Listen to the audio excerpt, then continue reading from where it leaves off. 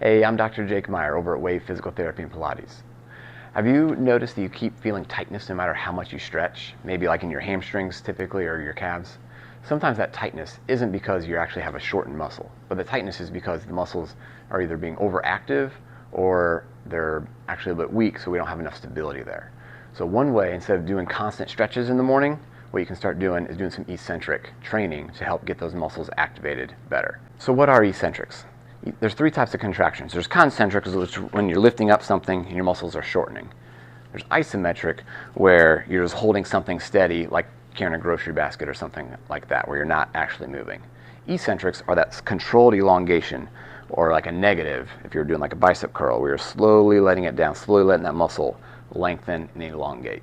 So we're going to tap into the power of eccentrics to allow our muscles to lengthen and loosen instead of just statically stretching. So a couple examples of that.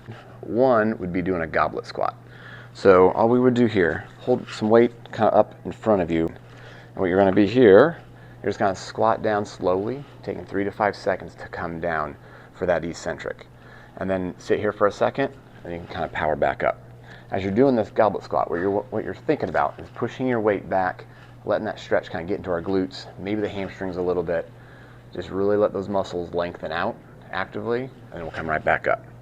It doesn't take too many reps. Take about 5 seconds to go down, maybe perform 5 of them and see how you feel. Another example, to get more into the hamstrings directly, would be a deadlift. So having a light weight, you're going to use that to help bring you into that stretch. You're going to keep the knees mostly straight, and you're going to keep your back straight as you come down into it.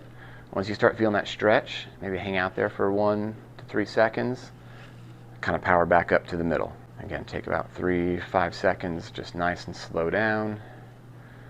Pause there, kind of enjoy that little bit of that stretch where you're trying to let those muscles really expand and they're being used actively instead of just a passive stretch.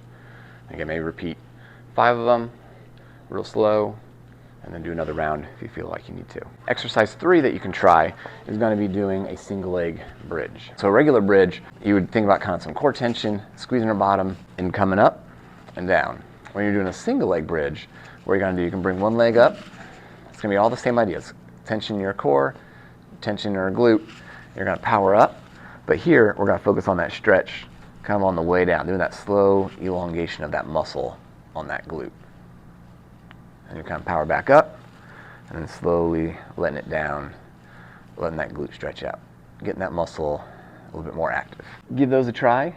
Mix that into your morning routine instead of doing your stretches. See how you feel. Or maybe do that right before you do your workout. See if that helps you make you feel a bit looser, or even try it before you go for a run. Getting your muscles more active can actually help loosen them up, make them feel like they're ready to go instead of doing static stretches. Like or comment below and follow us for more weekly tips and advice.